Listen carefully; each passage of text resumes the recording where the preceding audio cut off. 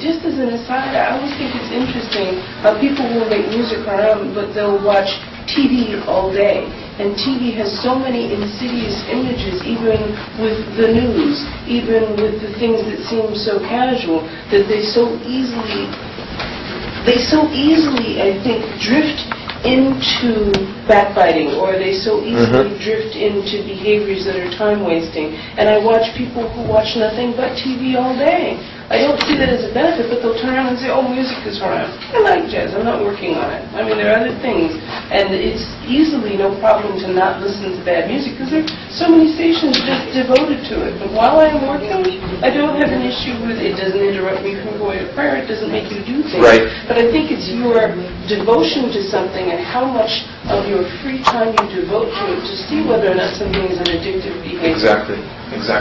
And those people, I mean, music is in everything on TV, right? Even when you watch the news, and there's an advertisement segment, and then, isn't that music? So it's a selective behavior is troubling as much to me as it is to you. And that's why I think, as a matter of principle, I don't think that music is haram per se. It's what you do with it and how you use it and what comes with it and so on and so forth. So why would you, we established the entertainment part, so you can use a nice piece of music for relaxation, and it entertains you, and you're not bored anymore, and if you're not bored, your heart is more conscious as a Muslim. Okay? And that's clearly stated in the hadith. Alright, what else? Can be soothing. Yes. Which is part of the entertainment part here. I'm sorry? Could be, and I also soothing, comforting, entertaining. That's the same aspect here. What else would that do to you in terms of making it an act of worship? And when you're listening to, again, some of you are, oh my God, we're listening to Beethoven, and that counts as an act of worship, like prayer. Yeah, it sounds counterintuitive, but it depends on how you feel about it and how you look at it. It could actually count to your record just as your salah. If you're doing it for the right reasons. Don't you think that music gives you a better taste about life in general? It makes you appreciate beauty. And when you appreciate beauty, you're more of a sensitive person. You're not harsh. You don't always look at the negative side of things. You're more positive. You're in a better mood. Again, depending on what kind of music you listen to. If you listen about music that initiates suicide, hard rock or metal, I don't think that's the kind of music you want to be listening to. So when you are more of an aesthetic person, you appreciate beauty, I think you'll have better judgment about halal and haram in general, because haram is always bad taste. Okay? Anything else about music? I can't think of a lot of things about music, it's just entertainment. I'm sorry? If the song that is associated with music is about something that reminds you of Allah, like Sami Yusuf's music, it actually you mention Allah's name, Allahu Allahu, and then you're going with the song, you mention Allah's name, and obviously that is something that will please Allah subhanahu wa ta'ala. I think this kind of music that these days young generation is addicted, fantasizing about those singers, I think that should be haram. Maybe should be mentioned besides Fantasizable. Things like, oh, this singer is so cute and this is like... Oh yeah. Yes, they say this about everybody. On the internet researching about their life, what did he do, what does he wear, what size is, how to... Like, and searching for their photos before having a beard. That should be haram, 50% of that kind of thing.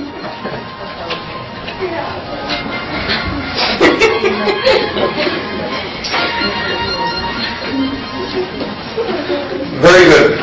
Going to a soccer practice with the kids. I'm sorry, sister? Music will make somebody dance. Is it halal or haram? That one. Listen to the music, but around. Okay, if you're...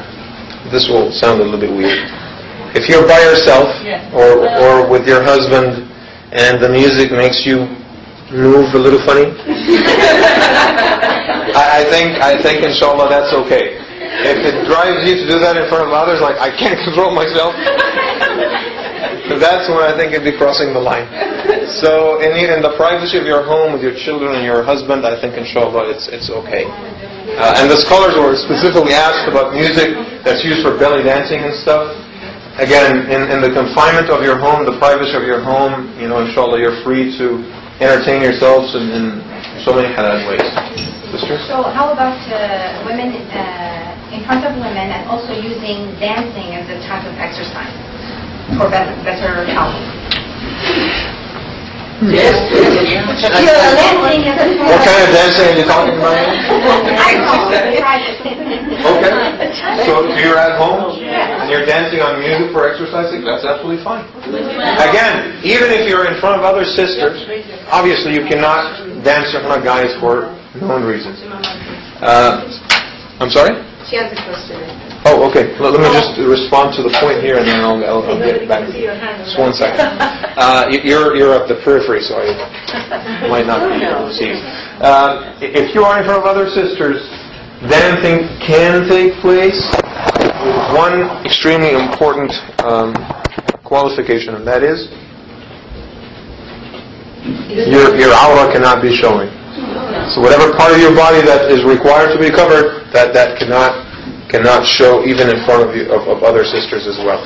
And if the idea is just having fun, it's okay. When it crosses the line into doing certain moves that are inappropriate, and trust me, everybody has a good judgment about that. Halal is clear and haram is clear, and you'll know it right away.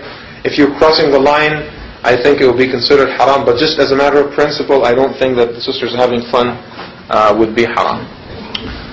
I just wanted to ask a question about music in the mosque during the services. Are instruments ever used, or are there any chants, or is music used at all? Absolutely not. Prayer. And so that's actually a very good question, because I think part of our appreciation of Quran recitation is that it sounds musical in our ears. Yes. Right? That's a great part of how much we appreciate. If there's a sheikh that doesn't really recite that much, it just turns you off, right? And if there's somebody that recites real well, even though you don't understand the words, but it still moves you. That's the power of music. So I really think that in many Islamic circles there's a great deal of hypocrisy with that, because as human beings we taste and appreciate music anyway.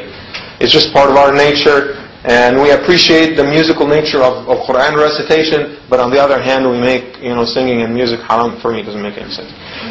But as far as using instruments in the prayer service, we simply don't do that, because we believe that your appreciation to God must be genuine. You see, in many Christian circles, and I always talk to my Christian friends, including pastors and priests, that the musical experience of the prayer service sometimes takes over. And words, the actual recitation from the Bible, or the actual word of wisdom from God's book, is sometimes sort of vague, and people get into this state of ecstasy just because of the musical reaction, right? And I think that creates a fake feeling in their hearts of happiness and satisfaction that is based on music and not the Word of God. So we try to make our appreciation to the Word of God just based on that, with no other factor of distraction. Okay, go to soccer now? So taking the kids to soccer practice, obviously it has to do with kinship, right? And we discussed this before. And I think a big part of this is making sure that our kids stay healthy. And it's part of our parenting responsibility. And Allah subhanahu wa ta'ala wants us to be good parents. I mean, that's pretty straightforward. Okay? So when you take your kids to soccer practice, it's about making them healthy, and Allah subhanahu wa ta'ala is definitely pleased with you. What else?